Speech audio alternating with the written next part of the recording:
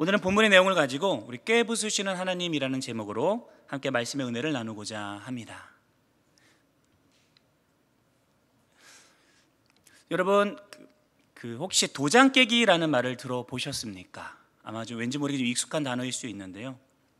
이는 예전에 행해졌던 무사 수행의 일종으로서 이 무명의 무도가가 자신의 무예의 독창성과 강함을 증명하기 위해서 유명한 무술 도장들의 강자들을 찾아다니면서 하나하나 꺾어 나아가는 그런 행위를 말합니다. 도장 깨기로 유명한 이들 가운데 우리 일본의 미야모토 무사시와 한국엔 최배달이 있죠. 아마 영화나 이런 속에서 한번 종종 보실 일이 있었을 텐데, 아마 뜬금없이 말씀을 하기 전에 웬 유행진한 도장 깨기 이야기가 웬 말이냐 하시는 분들이 있으실 텐데요. 사실 저는 요즘 큐티를 하면서, 지난주 이번 주 큐티를 하면서 종종 이 도장 깨기라는 단어가 떠오르더라고요. 요즘 우리가 묵상하고 있는 출애굽기서 7에서 12장의 내용들, 여기서 소개되고 있는 재앙들을 하나하나 살펴보다 보면 마치 하나님께서 애굽의 우상들을 하나하나 불러내시며 도장 깨기를 하시는 듯한 느낌을 받기 때문입니다. 하나님께서 행하셨던 이 10가지 재앙들은 애굽에서 섬겼던 수많은 신들과 깊은 연관이 있어 보입니다. 첫 번째, 우리 나일강을 피로 바꾼 이 재앙은 이 나일강의 신 하피를 겨냥해 보이고요. 개구리 재앙은 개구리 모양의 이 생명과 다산을 상징했던 여신 헤케트를 겨냥한 것으로 보입니다. 티끌을 이로 변하게 한 것은 사막의 신, 그리고 땅과 사막의 신인 세트를 겨냥한 것으로 보이고요. 파리의 재앙은 파리의 신 우아티트를, 가축의 죽음 재앙은 이 거룩한 암소의 여신으로 숭배되었던 하토로와 황소의 신 아피스를 떠올리게 합니다. 악성 종기 재앙은 치료의 신들인 세크멧과 이모텝을 상징하는데, 이들의 치유의 능력은 하나님의 능력 앞에서 무력함을 철저하게 보여주는 재앙이었죠. 우박 재앙은 어떻습니까? 하늘을 다스리는 여신 누트나 혹은 다산의 신 오시리스의 권능을 하나님께서 깡그리 뭉개시는 것처럼 보입니다. 메뚜기 재앙, 곡식을 지키는 신 세라피스와 곡물의 신 세트를 의미하죠. 흑암 재앙은 그들이 가장 큰 신으로 여겼던 태양신 라와 불의 신 호루스의 능력을 하나님께서 깨부수는 모습으로 보이기도 합니다. 마지막 10번째, 장자의 죽음, 생명의 신 푸타와 어린이의 수호신 이시스의 권능을 깨뜨리셨습니다. 그리고 신의 화신으로 여겨졌던 바로와 바로의 장자도 이 죽음의 재앙을 피하지 못했던 것으로 보이며, 애굽 사람들을 향해서 그들이 믿고 따르는 모든 신들이 허상이며 하나님의 능력이 그보다 뛰어나다는 사실들을 증명했던 것들이 바로 이 10가지 재앙이 담겨있는 의미입니다. 사실 고대 애굽 사람들에게 있어서 이 신들에 대한 믿음은 그들의 삶과 생각에 지대한 영향력을 끼치고 있었습니다. 그들은 자신의 삶 속에 자신들이 믿는 이 우상 신들의 영향력이 실제한다고 믿었고, 그렇기에 신의 이름으로 행해지는 많은 일들에 대해서 그들은 언제나 실제적인 이적과 능력을 요구하는 경우가 참 많았습니다. 그래서 출애굽기서 7장에 보면 모세가 바로 왕 앞에 처음으로 나아가서 하나님께서 이스라엘 백성들을 놓아주라 명령하셨다라는 말을 전할 때에 애굽 왕 바로가 제일 먼저 요구한 것은 이적을 보이라는 것이었습니다. 이는 수많은 신을 믿고 따르는 애굽에서 모세와 이스라엘이 섬긴다는 하나님이 얼마나 능력이 있는지를 직접적으로 증명해 보라는 그러한 도전이었던 것이죠. 이에 하나님께서는 애굽 신들의 권능과 관련된 재앙들을 10가지나 일으키시면서 바로와 애굽인들이 믿는 신들이 허상이며 모세와 이스라엘의 하나님이야말로 참된 신이심을 증명해 나가기 시작하셨던 것입니다. 하나님께서는 10가지 재앙을 통해서 그분의 능력을 바로 앞에 나타내신 것, 이 의도를 숨기지 않으시고 명확하게 밝히 말씀하고 계십니다. 오늘 읽은 본문의 5절을 살펴보겠습니다. 7장 5절입니다. 함께 읽겠습니다. 시작.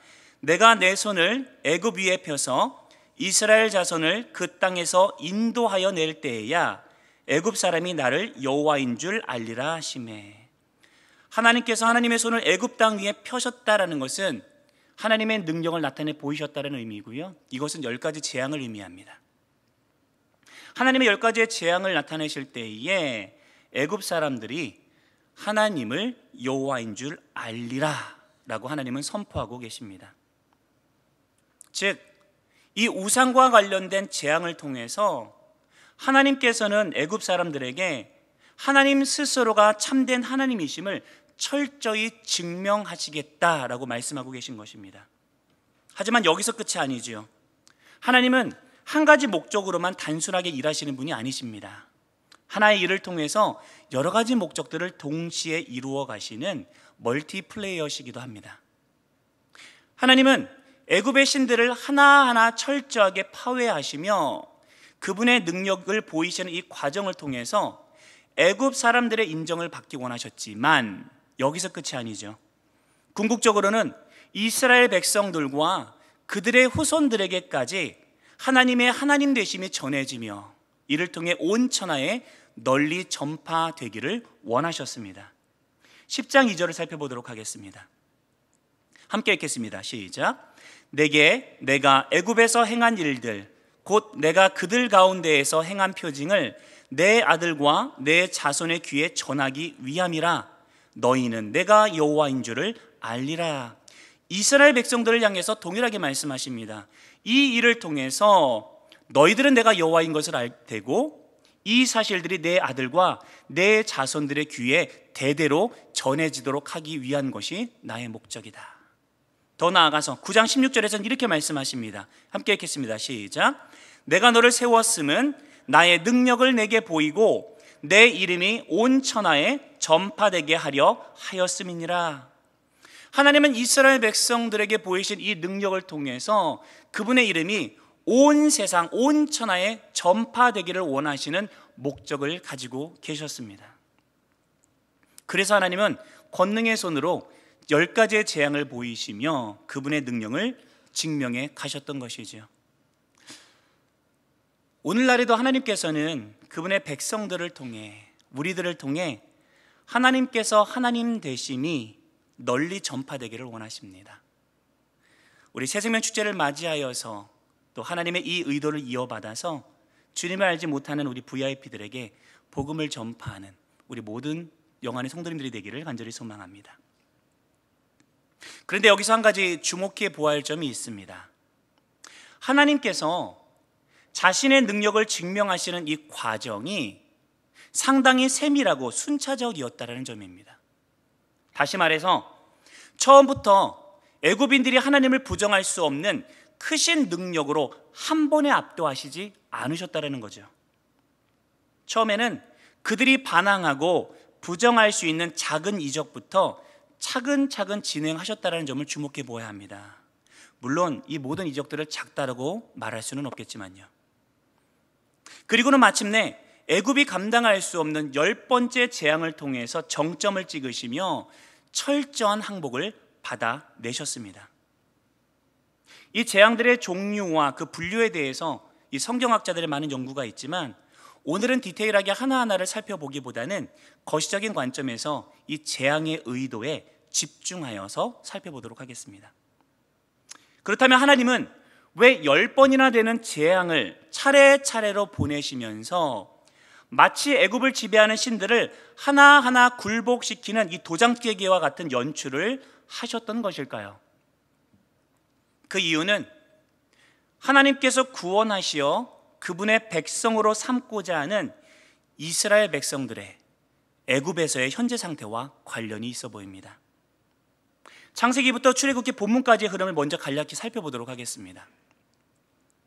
태초에 하나님께서 세상을 창조하시고 사람을 만드셨습니다. 하지만 사람은 그들의 창조주의 의도를 저버리고 스스로가 주인 되어 살아가는 편을 택했지요. 그래서 하나님께서는 돌이키지 않는 세상을 노아의 홍수를 통하여 심판하셨고 하나님 앞에서 의인이었던 노아의 일가를 통해서 사람들이 다시금 번성하도록 새롭게 시작하셨습니다. 하지만 사람들은 여전히 하나님을 인정하지 않았고 자신들을 위한 바벨탑을 쌓아갔습니다. 그 후로 하나님은 자신이 지으신 이 피조물들이 돌아오기를 원하셨지만 사람들은 여전히 죄 가운데 살고 있는 안타까운 현실을 목도하셨지요. 그래서 수많은 사람들 중에서 한 사람 아브람을 선택하시고 그로 큰 민족을 이루어 하나님의 백성을 삼으시고 이들을 통해서 하나님의 이름이 만 백성에게 전파되어지며 궁극적으로 세상의 모든 이들이 하나님께로 돌아오는 것을 계획하셨습니다. 이제 때가 되어서 애굽에서 살고 있던 이스라엘 백성들을 이끌어내시어 하나님의 백성으로 세우고자 하시는 그 일을 시작하고자 하시는데 여기서 한 가지 문제가 있습니다. 오랜 세월 동안 이스라엘 백성들은 하나님이 어떠한 분이신지를 제대로 알지도 경험하지도 못한 채로 지내오고 있었던 것이죠. 오히려 이스라엘 백성들이 보고 듣고 경험한 신이라고는 이집트에서 접한 우상신들밖에 없었습니다. 이스라엘 백성들은 400년이라고 하는 긴 세월을 애굽에서 살면서 애굽인들의 우상들에 이미 너무나 친숙한 상태였던 것입니다. 그들은 애굽인들이 만들어낸 수많은 신들에 대한 신화와 서사들에 친숙해 있었지만 아브람과 이삭과 야곱의 하나님에 대해서는 피부에 와 닿도록 떠올릴 수 있는 별다른 서사를 가지고 있지 않았습니다. 그저 부모를 통해 옛날 이야기처럼 귀로 들으며 배워왔던 하나님의 스토리가 전부였죠. 이런 스토리들은 애굽의 신들이 주는 인상에 비해서 그다지 임팩트 있어 보이지는 않습니다. 그래서 이스라엘 백성들에게 있어서 신, 하나님 하면 오히려 눈앞에 들이온 애굽 우상신들의 위용이 먼저 떠올랐을 것이고 우상신들을 섬기는 방법과 애굽이 제공하는 화려한 종교 문화들이 먼저 머리를 가득 지배했을 것입니다. 그러니 그들의 몸과 생각에 스며들어 있는 애굽 신들과 이 문화에 의한 영향력들을 먼저 철저히 깨부수어 버릴 필요가 있었던 것이지요. 그래야 이스라엘 백성들이 하나님에 대한 확신을 가지고 하나님을 섬기는 바른 법에 순종하여 하나님의 백성으로서 새롭게 시작할 수 있을 터였습니다. 우리가 살펴본 역사가 증명하듯 사람들은 하나님을 따라 살지 않으려는 본성이 있습니다. 그리고 더욱이 이스라엘 백성들은 오랫동안 애굽 이방 문화의 영향을 받으면서 그 하나님을 섬기는 것과는 별 다른 이방 신들을 섬기는 이 습성에 젖어들어 있었던 것입니다. 그래서 하나님께서는 10가지의 강력한 재앙을 통해서 그분의 능력을 증명하시며 이스라엘 백성들의 마음속에 자리 잡은 우상에 대한 영향력을 끊어버리고 하나님에 대한 믿음이 자리할 자리들을 만들어 가기를 원하셨던 것입니다. 그래서 하나님은 순차적으로 우상들을 하나하나 강력하게 파하는 과정을 밟아가십니다. 애굽 신들이 재앙을 통하여서 하나하나 깨부서지는 과정을 통해서 이스라엘 백성들의 가슴 속에는 하나님을 예배할 때마다 떠올릴 수 있는 서사들이 빚어지고 있었고 그들의 중심에 하나님에 대한 믿음이 확고하게 자리 잡을 수 있게 되었던 것이죠. 그렇게 하나님은 애굽의 모든 신들을 파하시며 그분의 강한 능력을 친히 보이셨습니다. 이는 애굽인들에게 하나님만이 참신이심을 드러내는 그분의 자기 증명의 과정인가 동시에 이스라엘 백성들의 가슴 속에 깊이 들이온 이 애굽의 그림자를 송두리째 뿌리 뽑고 하나님만을 신뢰할 수 있도록 마음을 준비시키는 과정이셨습니다. 이 과정은 반드시 필요했습니다. 하나님은 예나 지금이나 동일하신 분이십니다. 그래서 오늘을 살아가는 우리를 향해서도 하나님은 동일한 소망을 가지고 계십니다. 하나님이 유일한 분이시며 신뢰할 수 있는 분이라는 사실들을 우리 그리스도인들이 확신하기를 원하십니다. 그리고 이를 증명하시기 위해서 그분은 지금도 일하고 계시는 줄 믿습니다. 특별히 우리 안에 스며들어 알게 모르게 영향력을 행사하는 세상의 모든 우상들을 하나하나 깨부수시길 원하십니다. 왜냐하면 그래야 우리 안에서 하나님께서 유일한 참된 하나님으로 자리 잡으실 것이기 때문입니다. 하나님은 그렇게 행하실 줄 믿습니다. 우리의 일상의 삶 속에서 하나님 외에 우리가 더욱 신뢰하는 모든 것들을 깨부수시며 하나님이야말로 믿을 만한 유일한 분이심을 증명해 가시기를 간절히 소망합니다. 우리가 강하게 의지하는 물질보다, 권세보다, 인맥보다 하나님이 더욱 강하신 분이심을 확신합니다. 이 세상에 주는 환난의 커다란 그림자보다 전능자이신 하나님의 그늘이 더욱 거대한 줄 확신합니다. 그 사실을 인정하고 더욱 하나님 말을 신뢰하는 우리 모두가 되기를 간절히 소망합니다. 그리고 우리들의 삶 속에서 하나님께서 그 모든 것보다 더욱 강하시며 능하신 분이라는 사실들을 경험하시게 되기를 예수님의 이름으로 축복합니다. 지난주부터 큐티를 통해서 이 10가지 재앙을 묵상하는 가운데 문득 저의 마음 가운데 이런 질문이 떠올랐습니다. 이스라엘 백성들에게 행하셨던 것처럼 하나님께서는 과연 오늘날에도 나의 삶 속에서 이러한 능력을 행하시는가? 이스라엘 백성들이 하나님을 확고하게 알고 믿을 수 있도록 크신 능력을 행하신 그분께서 과연 나의 삶 속에서도 어떤 일들을 행하고 계시는가 고민해 보게 되었습니다. 한참을 고민하는 중에 딱히 생각나는 것이 없더라고요. 물론 일상 속에서 잔잔하게 저의 가슴을 두드리거나 순간순간 하나님의 일하심을 강하게 떠올리게끔 하는 사건들은 제법 있었습니다.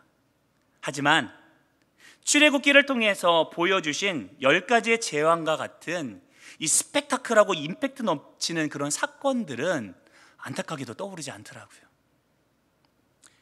하나님께서는 예나 지금이나 동일하신데 어찌하여 나의 삶 속에서는 그런 일들을 안 보여주시는 걸까라는 그러한 생각이 들 때쯤 제 머릿속으로 하나님께서 나를 위해 행하신 놀라운 사건 하나가 번뜩이며 떠올랐습니다.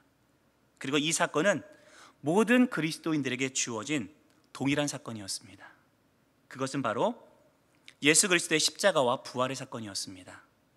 그리고 이 사건이 우리의 삶에 나타난 하나님의 놀라운 능력이라는 사실들을 다시 한번 깨닫게 되었습니다. 로마서 1장 16절 상반절입니다. 함께 읽겠습니다. 시작. 내가 복음을 부끄러워하지 아니하노니 이 복음은 모든 믿는 자에게 구원을 주시는 하나님의 능력이 됨이라. 하나님의 능력이 됨이라. 하나님께서 나를 구원하시기 위해 예수 그리스도의 십자가를 준비하셨고 그분의 영광에 동참토록 하시기 위하여서 부활의 능력을 나타내 보이셨습니다. 이것은 능력입니다. 예수 그리스도의 십자가와 부활을 통해서 나의 궁극적인 죽음의 문제를 해결하셨고 그분의 자녀로 변화된 삶을 살아가게끔 하는 놀라운 능력을 하나님께서는 이미 나의 삶 속에 일으켜 주셨다는 사실을 깨닫게 되었습니다. 모든 크리스찬들에게 있어서 너무나도 당연한 이 사실이 다시 한번 제 마음속에서 깨달아지는 순간이었습니다. 하나님께서는 이미 우리의 삶 속에 주의 강한 능력을 나타내 보이셨습니다. 이것 외에 또 다른 능력의 증거가 필요한가요? 그 아들의 죽음을 통해서 우리의 죄를 씻기시고 그분의 생명으로 우리를 살게 하신 것만큼 강한 능력이 있을까요? 우리의 죽음의 문제를 이미 해결하신 하나님의 능력이 우리 인생의 어떠한 문제들보다도 강하신 줄 믿습니다. 이제 우리의 몫은 하나님께서 보이신 그 능력을 신뢰하며 그분을 따라 살아가는 것입니다. 하나님은 지금도 우리를 유혹하며 자꾸만 영향을 행사하려는 세상에 강해 보이는 허상을 끊어내라고 말씀하십니다. 하나님께서 하나님만이 참된 능력이라는 사실들을 일깨우시며 그분을 따라 살아가도록 우리 안에서 지금도 일하고 계십니다. 우리 안에서 역사하시는 그분의 능력을 신뢰하며 살아갈 때 우리는 세상에 거대해 보이는 허상들을 깨부수고 하나님의 영광을 드러내는 삶을 살아가게 될 줄로 확신합니다. 그러한 힘 있는 삶 살아가는 우리 모든 영안의 성도님들 되시기를 예수님의 이름으로 간절히 축원드립니다.